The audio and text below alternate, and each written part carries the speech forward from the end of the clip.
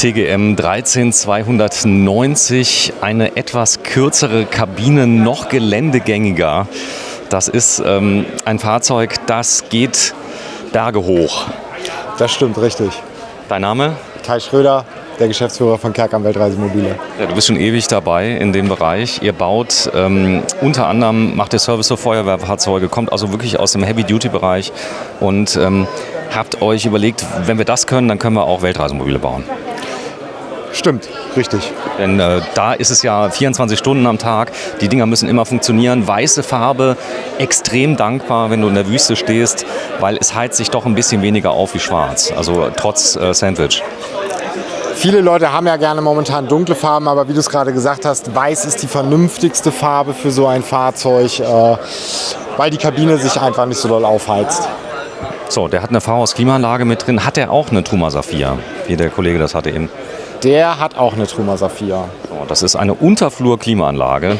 Da werden jetzt viele verschmitzt, sagen, brauche ich nicht, weil ich möchte mich an das Klima adaptieren. Aber glaub mir, wenn du bei 38 Grad und 100% Luftfeuchtigkeit schlafen sollst oder dass im Winter das Auto nicht entfeuchtet kriegst, ja, dann bist du froh. Allein die Entfeuchtung ist es schon wert, oder?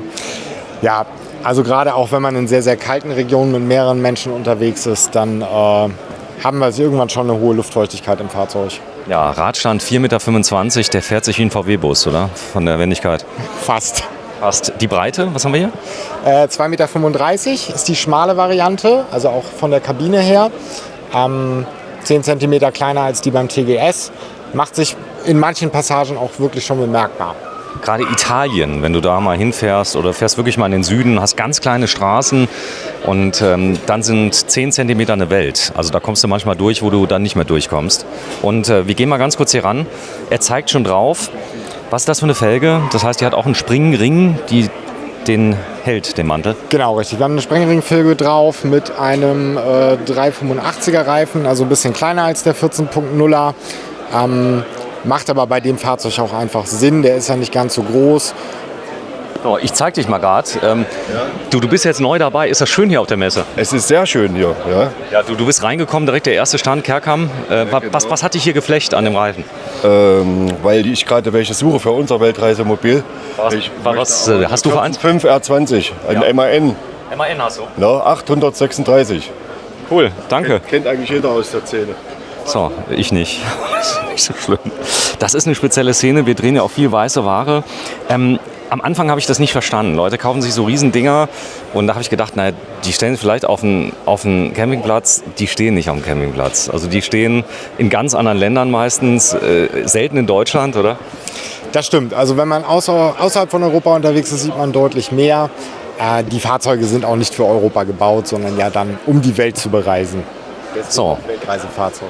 hier ist es. Also Auswahl der Fahrgestelle. Ich weiß nur, dass man sich zu Tode konfigurieren kann. Wer kann das denn bei euch? Oder macht ihr das zusammen mit MAN?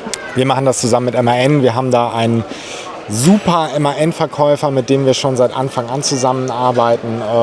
Tatsächlich ein Auto, also gerade ein MAN so zu konfigurieren, dass er weltreisetauglich ist, ist nicht so einfach. Da gibt es in Deutschland auch nicht so viele Personen, von denen ich glaube, dass sie das wirklich gut können. Aber der MAN-Verkäufer von uns, der macht das super. So, kleiner Tank, pragmatisch, 70 Liter, aber funktioniert. 95 Liter. 95? Ja. So, sehr schön. Gucken wir mal nach hinten. Klär mich mal auf zum Thema Rahmen. Das heißt, die sind ja komplett entkoppelt, nehme ich an, und können sich verbinden. Genau, richtig. Wir arbeiten mit einem Federsystem im Rahmen. Das können wir gleich auch noch mal zeigen. Das heißt, der Rahmen ist in der Lage, sich in der vorderen Hälfte vom Trägerrahmen zu lösen, um dann sozusagen sich zu verbinden und das auszugleichen, was man im Gelände so machen muss. Also Beispiel, ich kann ja hier beim Baumstamm fahren. Also Bodenfreiheit habe ich ja pur. Und dann, wenn ich zum Beispiel nur mit dem hinteren Rad auf den Baumstamm fahre, dann wird sich der Aufbau ja verwinden. Ist ja so. Wenn ich 2 China-Stäbchen einfach mal gerade lege, hat der Luftfeder. Der hat tatsächlich eine Luftfeder mit drin, genau. Ist im Alltag besser als sein Ruf, denn die ganzen Bausteinfahrzeuge fahren auch mit Luftfeder. Das ist richtig. Es ist einfach deutlich komfortabler als eine Blattfeder. aber natürlich auch anfälliger als eine Blattfeder. Könnte dann mal einen Schnitt geben und so weiter. Wie ist deine Erfahrung da? Ist das in der Praxis, kommt das vor? Tatsächlich, ich glaube, wir haben bis jetzt ein einziges Fahrzeug gehabt, wo wir einmal eine Schlauchschelle nachziehen mussten von der Luftfederung. Ansonsten haben wir noch nichts gehabt. Ist das hier auch ein Baustellenfahrzeug vom Einsatz her? Ein kleines? Die Konfiguration ist ähnlich wie bei einem Baustellenfahrzeug, aber er ist natürlich als Weltreisefahrzeug konzipiert worden und dann auch von MAN geliefert worden. So, in der Praxis, viele wollen ja nicht drüber sprechen, aber wenn ich im Ausland bin, gelten ja andere Gesetze. Und dann habe ich hier AdBlue, ich habe ein Chemiewerk und so weiter.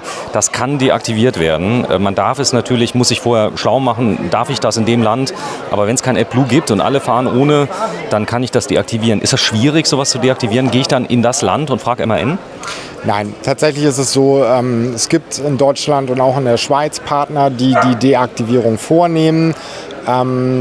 Da macht man einen Termin, die machen oder greifen in die Software ein, programmieren um und der deutsche Gesetzgeber sagt sogar, dass das Fahrzeug auf eigener Achse direkt zum Beispiel zum Fährhafen oder ins Ausland fahren darf, auch wenn AdBlue deaktiviert worden ist. Alles andere macht ja keinen Sinn. Also musst ja irgendwie auf die Fähre kommen. Du kannst ja nicht, du rollst die Fähre runter, betest oder hast irgendwie deinen Urintank umgerüstet zum AdBlue-Tank. Das macht ja alles keinen Sinn, oder?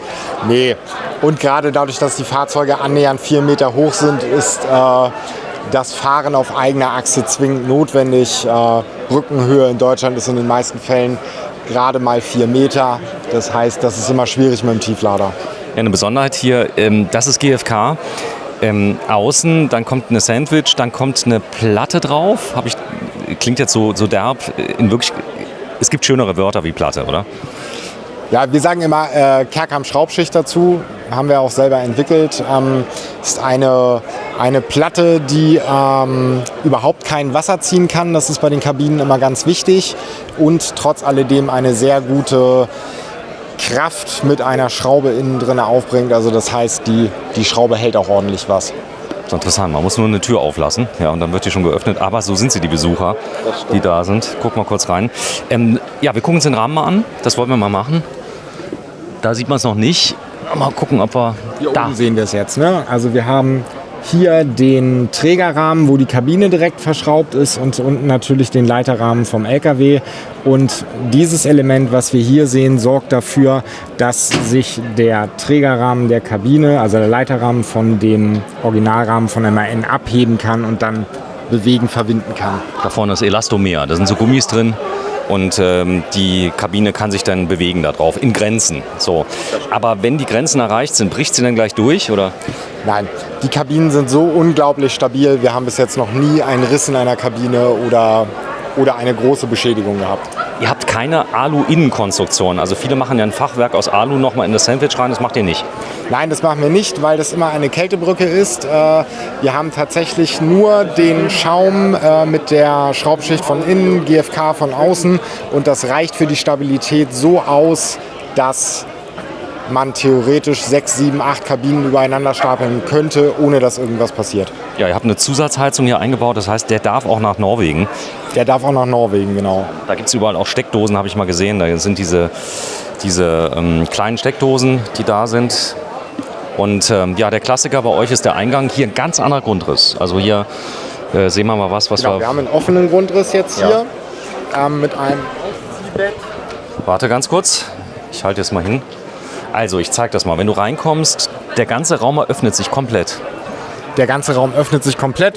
Das ist ein Grundriss, der ein sehr schönes Raumgefühl hat, weil er unglaublich groß wirkt, obwohl die Kabine relativ klein ist. Also grundsätzlich, ich fahre ja zurzeit in Alkoven. Und die Alkovennutzung finde ich natürlich genial. Ihr baut keine Alkovenfahrzeuge. Das heißt, ihr baut Koffer. Wir bauen auch Alkovenfahrzeuge, allerdings nur auf den Iveco Dailies, auf den MA1 nicht, weil wir natürlich aufgrund der Höhe des Fahrerhauses Einschränkungen haben. Ja, klar. Einschränkungen haben, da würde man gar nicht mehr drin schlafen können, genau. Korrekt. So, ich guck mal, ist echt ein Riesenraum. Ich lasse gerade mal wirken. Da vorne schläfst du. Kann man das Bett noch verbreitern dann? Genau, richtig. Also wir haben hier ein Ausziehbett, was theoretisch auch zum Längsschläfer gemacht werden kann. Das heißt, entweder hat der Kunde die Möglichkeit, so auf ca. 1,40 Meter zu schlafen, oder er kann das Bett nochmal um weitere 50 Zentimeter rausziehen und könnte dann sogar längs im Auto nebeneinander schlafen. Gut, wenn er das dann möchte. Ansonsten hat er hinten das Bett. Er hat hier eine tolle Sitzgruppe mit drin, wo er sich lümmeln kann. Komm, das machen wir mal gerade. Ich gehe mal rein. Ich habe beide Hände voll, aber trotzdem klappt das, wenn du dich mal kurz da hinsetzt. Und dann reden wir mal Tacheles. Wir sind gerade in Namibia, gucken von hier oben auf fast 4 Meter Höhe dann auf die Nashörner. Hier kannst du einfach öffnen, kannst den Kopf rausstecken, weil du hier nämlich sehr hoch bist mit dem Bett, kannst du aus dem Fenster rausgucken und wunderschöne Fotos schießen. Das stimmt richtig. Wir haben rundherum um das Bett Fenster, das heißt, egal wo man steht, egal ob als Sicherheitsgedanken oder ob man Tiere oder Natur beobachten möchte, man kann überall rausgucken, ist schön hoch, sieht relativ weit. Ja, du hast die neueste Generation der KCT-Fenster drin mit Carbon. Das ist, wer sich da ein bisschen auskennt, an der Seite. Das war immer so ein neuralgischer Punkt, der nicht gut funktioniert hatte. Und der, ich sag mal, Chef dort hat sich was überlegt und hat diese Seitenführungen aus Carbon ausgeführt. Und das ist so, dieses Fenster ist auf Langlebigkeit. Ich glaube, das soll ewig halten. Also wenn irgendwann mal das hier abgewrackt wird, das Teil, da werden die Fenster nochmal ausgebaut, oder? Wahrscheinlich schon, ja. So, dann Vitrifrigo, da vorne ist die Küche. Stell dich mal bitte in die Küche rein. Wie groß bist du heute? 1,78. 1,78. So, und da sieht man Stehhöhe über 2 Meter. In dem Bereich 2,7 Meter auch wieder. 2,7 Meter. Dann ganz offenes Raumkonzept. Klar, jetzt werden viele wieder sagen, ja, Zahnarztpraxis. Ich finde es aber geil, weil das den Raum so krass erweitert. Also genau, die helle, also das Weiß ist einfach so, dass man das größte Raumgefühl drin hat. so, linke Seite, hier hast du Ablagefächer mit drin, jede Menge Stauraum, auch im Bett, das finde ich total wichtig. Da oben sind die Auslässe für die Truma Saphir. Da hast du auch 2 Stück wieder gemacht, also dass auch der Wohnraum beheizt werden kann. Und man sieht, das Fahrzeug ist nagelneu. Das neue Truma Bedienfeld ist schon drin. Habt ihr auch eine Truma drin? Ist auch eine Truma drin, Truma Kombi 6CE jetzt hier verbaut. Eine Mastervolt-Anlage, eine ordentliche. So, und aus dem Schiffsbau Fusion, der Klassiker. Das ist übrigens so eine Art, wer das noch nicht kennt, damit koppelt man unter anderem sein Handy, ist ein Radio mit drin, eine tolle Soundanlage, die man dann auch verbinden kann. Und euer Vitrifrigo Klassiker Kühlschrank, ist der leise genug? Der Kühlschrank hat einen abgesetzten Kompressor, der befindet sich hier oben drüber in einem schallgedämmten Dach und die Entlüftung erfolgt direkt übers Dach. Das heißt, der Kompressor läuft gerade, ich merke es noch nicht, aber hören tun wir gar nichts. Das ist ziemlich laut auch hier drin gerade. Also die Leute kommen, zum Glück habe ich ein Richtmikro dabei, sonst können wir kaum noch filmen. Ihr werdet nämlich überrannt gerade. Und da oben sieht man so ein bisschen, ach alles, warte, darf ich da mal reinfilmen? Schwarzer Adler auf schwarzem Grund, da ist der Kompressor. Das ist ja cool gemacht. Habt ihr euch echt was überlegt, damit es auch leise wird, weil du schläfst und dann hörst du den Kompressor, du gehst amok. Ja, das stimmt. So, dann hier ist ein Kleiderschrank. Genau, wir haben 2 Kleiderschränke drin. Jetzt können wir den Tisch noch ein Stückchen verschieben. Ist der noch zu haben, der hier? Der steht. Ist tatsächlich das einzige Fahrzeug, was du wirklich bei mir auf der Messe kaufen kannst. Alles andere sind schon verkaufte oder Kundenfahrzeuge mit einem Sondermesserabatt. Das heißt, der liegt momentan nur bei 498.000 der Wagen. Brutto, inklusive Steuer. Die Mehrwertsteuer ist ausweisbar. Natürlich. Kommt ja von euch direkt. So, also 498.000, eine halbe Million. Aber denkt dran, Werterhalt ist wirklich hoch. Also gerade die Weltreisemobile, die einen Namensstempel haben, ein Brand haben, das merkst du richtig. Ist nicht nur so, dass die gut gebaut sind, sondern der Werterhalt ist natürlich, wenn die wissen, da gibt es eine Servicestelle, die Firma existiert da, die machen das und das. Das bringt nochmal richtig was im Verkauf, oder? Ja, also wir sehen bei den Fahrzeugen in den ersten 2 Jahren gar keinen Wertverlust, manchmal sogar eine Wertsteigerung, wenn sie sofort verfügbar sind. Und der Wertverlust, den wir nach 2 Jahren haben, ist imaginär. Also da reden wir über 1% pro Jahr vielleicht. Es geht ja auch um das Thema Inflation. Die Fahrgestelle werden immer teurer. Das ist auch ein Problem, was ihr habt. Klar, jetzt werden viele Leute sagen, das ist nur ein bisschen Holz, ein bisschen GFK, ein bisschen hier und da. Aber wie viele Arbeitsstunden gehen denn hier drauf? Sind wir so 600, 800? Oder? Nee, wir sind bei mehr Arbeitsstunden. Also wenn wir alles zusammenrechnen, Kabinenbau, Tischlerarbeiten, die Elektroverkabelung etc., dann sind wir bei ca. 1500 Arbeitsstunden, die in so ein Fahrzeug reinwandern. Also allein etwa 150.000 Euro, wenn du das mal ordentlich berechnest, da mal siehst, die allein an Arbeitslohn drin sind. Dann kostet das Fahrgestell, denke ich mal, auch so 120. Kommt das hin? Also der Jahr noch, als wir den gekauft haben, heutzutage reicht es leider beim TGM auch nicht mehr aus. So, das sind nur die Arbeitsstunden. Da sind noch keine Geräte dabei, noch keine Mastervolt dabei, noch keine, die Mehrwertsteuer allein sind 100.000 Euro. Muss man ja auch sehen. Ja. Ich will es jetzt nicht böse, aber du hast ja jetzt noch nicht den, ich sag mal, ganz großen Sportwagen gekauft von Bugatti, oder? Ich nehme an, da musst du noch ein paar Reisemobile verkaufen, ne? Ich würde gar keinen Bugatti haben wollen. Ich fahre einen A3. Ich glaube, das ist ein vernünftiges Auto. Und mehr brauche ich auch gar nicht. Du bist selbst unterwegs auch im Weltreise? Ja, so wie ich das kann. Ne? Also die Arbeit ist natürlich sehr einnehmend. Die Kunden wollen bespaßt werden. Aber ich war zweimal knapp ein Dreivierteljahr auf Reise, auch außerhalb von Europa. Ich glaube, da konnte ich für mein Alter einen guten Erfahrungsschatz sammeln, um bei der Technik der Fahrzeuge mitreden zu können. Mach mal auf bitte, hier den Durchstieg, dass wir den mal sehen. Hier sieht man dann auch mal das Fahrerhaus. Ist natürlich hier, das Fahrerhaus Baujahr, was ist das? Ende 2020. Ende 2020, weil die haben das Cockpit ein bisschen verändert. Viele lieben ja das alte, das neue ist jetzt, glaube ich, voll digital. Genau, richtig. Das ist noch ein Fahrzeug der TG2-Serie. Neue Serie ist ja dann die TG3-Serie. Das heißt, in diesem Fahrzeug ist noch nicht so viel Elektronik drin wie in dem neuen, noch nicht so viele Bildschirme, was aber als Weltreisefahrzeug sich sehr gut eignet. Was cool ist, hier vorne hast du denn nochmal einen Schlafplatz, also für den Scout zum Beispiel, der mitfahren muss in manchen Ländern, der kann dann hier schlafen. Und dann natürlich das Thema auch Verschiffung. Das Ding kannst du so dicht machen, dass keiner einbrechen kann. Aber das mit dem Schlafplatz allein, das ist natürlich schon klasse, wenn du auch mal eine Person mitnimmst, Freunde, der jetzt nicht zwingend irgendwas hören möchte und der kann dann hier nochmal schlafen. Und hier sieht man schön an der Tür, wie gut das gemacht ist mit den Riegeln. Also siehst du Mehrpunktverriegelung. Genau, richtig. Also hier auch wieder KCT-Schließbleche eingearbeitet mit 3-Punkt-Verriegelung, was wir jetzt hier haben. Die Tür bekommt man nicht so einfach auf. Ja, mach mal zu bitte.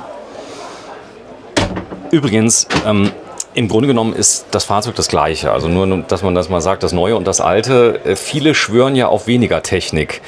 Die wiegt ja auch wieder mehr. Was habe ich denn hier an Zuladung, realistisch? Das Fahrzeug darf ja 13 Tonnen, so wie er hier steht, wiegt er knapp über 10. Also hat man noch gut was. So, und dann pragmatisch auch wieder hier der Spülbereich mit einem kleinen Mülleimer, der hier vorne drin ist. Kann ich ihn rausnehmen? Ist der wunderbar.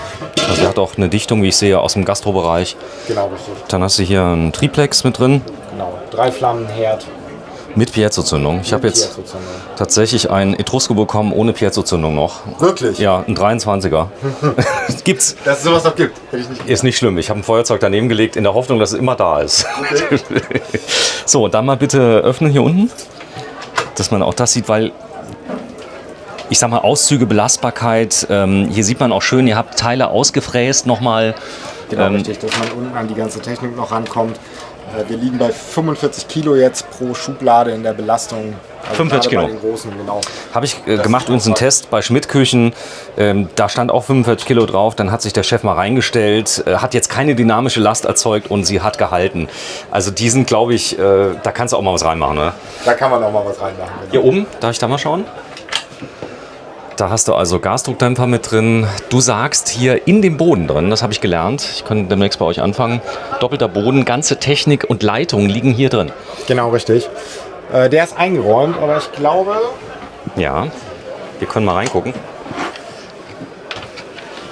Haha. Natürlich das Messeequipment hier drin. Du willst ja auch mal zeigen, wo das ist, ja. Und jetzt hast du dir auch schon mal neue Fingernägel gekauft. Aber da sieht man sehr schön, da kannst du alles nachziehen. Da kannst du alles nachziehen. Und sie sind komplett rausnehmbar. Komplett umlaufend. Komplett das ganze Auto. umlaufend rum. Ne? Ist das geil. Habe ich noch nie gesehen so. Vielleicht haben das andere auch. Sie haben mir das zumindest noch nie gesagt, dass sie es haben. Wer weiß. Wer weiß. Doppelter Boden, alle Tanks innenliegend, um es nur noch mal zu erwähnen. Mach hier mal bitte auf. Genau, wir haben jetzt hier die Elektrotechnik drunter liegen. Da sehen wir schon die Teile von Mastervolt. Boah, ich habe immer Angst, wenn die liegend sind und ich einen Wasserschaden habe.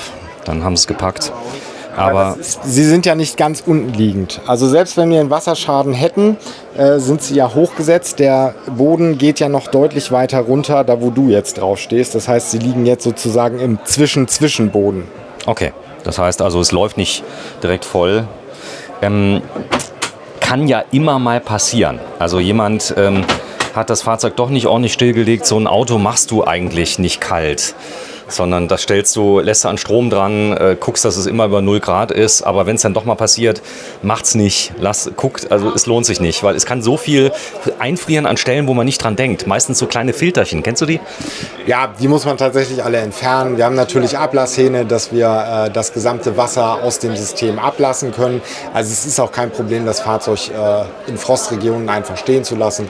Aber tatsächlich, wie du gerade gesagt hast, die meisten Kunden gucken, dass ihr Schätzchen auch den Winter über beheizt ist oder in der Halle steht. So, wir tauschen mal. Der Nassbereich, der ist ja ganz wichtig. Nicht nur für Frauen, sondern oft brauchen ja die Männer länger wie Frauen, wo sie viel weniger Haare haben. Hier könnte ein Hund liegen. Hier könnte noch ein Hund liegen, genau. Könnte aber auch noch vorne im Fahrerhaus liegen. Wir haben auch hier wieder eine sehr große Dusche drin, Zahaka-Toilette. Leider kein Licht in der Toilette, die habt ihr gespart, oder? Der war ein Scherz. So, da haben wir es drin. Und auch hier pragmatisch. Was ist das für Material? Ist es hier so ein Wir haben Korean hier oben als Arbeitsplatte, sage ich jetzt, und dann HPL beschichtete Möbel. Festtanktoilette wieder? Festtanktoilette wieder, genau. So, auf Wunsch auch Trenntoilette. Auf Wunsch auch Trenntoilette. Also das Ganze ist Bio, ihr braucht keine Chemiezusätze da. Und ja gut, ich sage immer so, die Rehe und Hirsche machen ja auch in dem Wald. Soll jetzt keine Arbeitsanweisung sein. So, großer Spiegel mit drin. Den Schrank mal bitte öffnen. Da mal reinschauen. Also da ist noch, was ich cool finde, sind diese kleinen Drähte hier, diese Stangen, die drin sind. Genau, dass einfach nichts rausfallen kann, wenn man Sehr praktisch. es drin stehen hat. Ne? So, und großer Spiegel. Da ist es. Ganz wichtig. Also, ich bin begeistert. Jetzt brauche ich nur noch 500.000 Euro. Aber viele Menschen, es gibt ja zwei Fraktionen. Es gibt die, die hart gearbeitet haben, viel gespart haben und sich einen Traum erfüllen und dann auf Reise gehen, bereiten sich oft jahrelang vor. Und dann gibt es Leute tatsächlich, die kamen jetzt 20, 21, 22, die sagen, haben wollen. Das stimmt. Was wäre denn passiert, wenn du im Jahr 2020, 21, 25 bereits fertig gebaute Kerkams vor der Tür stehen gehabt hättest? Dann wäre ich die wahrscheinlich alle in 2-3 Monaten losgeworden. Echt, war das so, oder? Ja, das Jahr war ja unglaublich. Auch bei euch? Auch bei uns. So, also, wenn ihr noch 500.000 Euro übrig habt, schnell anrufen, aber wir werden das Video erst nächste Woche. Und ich befürchte, du wirst den verkaufen auf der Messe. Ich hoffe es, aber ich bin mir ehrlich gesagt sehr sicher. So, und hier vorne, den haben wir uns auch gefilmt in Blau Metallic. Kennst du den Namen der Farbe zufällig? Boreal Blau ist es. Boreal Blau. Und ja, wir haben ja hier nochmal ein Special gemacht mit Iveco West über diese Fahrzeuge, hochgradig geländetauglich und das Ganze auch unter 7,5 Tonnen, wenn sowas haben möchte. Kerkam. Ja, vielen, vielen Dank erstmal dir, dass du die Zeit genommen hast. Du bist jetzt released, darfst wieder Tausende von Kunden beraten. Aber das ist ein schwieriges Geschäft, weil ich nehme an, das ist so ähnlich wie bei Küchen. Der ein oder andere kommt mal vorbei, macht sich bei dir ein Angebot, vielleicht auch beim Kollegen. Du weißt nicht genau, kommt's, aber du hast schon ein gutes Gefühl dafür, wann es konkret wird, oder? Ja, ich befürworte das sogar, dass man sich die Konkurrenz angucken soll. Nur so erkennt man, was am besten zu einem passt. Man sieht auch die Qualitätsunterschiede. Ja, aber das ist nun mal so in der Branche. Mal gewinnt man, mal verliert man. Aber es gibt da einen reasonable Preis. Also wenn du jetzt siehst, die Arbeitszeit, das Ganze, ihr lasst fertig in Ungarn, nehme ich an? Nein, wir fertigen rein in Deutschland. Sag das nochmal. Wir fertigen rein in Deutschland. Also die Lohnkosten sind höher, das kann man sagen. Aber dafür habt ihr natürlich die ganze Qualitätskontrolle, alle Prozesse unter einem, weißt du kriegst da irgendwas, was du dann nacharbeiten musst und so. Wahrscheinlich kennen sich die Leute auch im Schlaf. Ihr kreiert mit Software, das heißt, der Kunde kann sich vorab auch schon alles angucken. Auf dem 3D, geht das? Genau, richtig. Ne? Also wir können mit dem 3D die Grundrisse sozusagen machen. Wir können die Farben nachher im Möbelbau einfügen. Wir können die Farben der Kabine, Fahrgestell machen, sodass der Kunde nachher sozusagen schon sieht, was er kauft. Kai, vielen Dank und wir gehen nochmal raus, machen eine kurze Außenansicht. Das Ganze hat natürlich auch ein Fliegengitter mit dabei, Fliegenschutz, aber diese Tür, du hast es eben schon erwähnt, das ist mit Riegeln versehen aus dem Containerbau und auch diese Beschichtung mit dem GFK so, dass man kaum Kratzer oder irgendwas anderes sieht. Ich danke dir recht herzlich, Kerkham Weltreisemobile, und wir sind auf der Abenteuer Allrad heute am 9. Juni 2023. Ich danke dir. Tschüss. Ciao.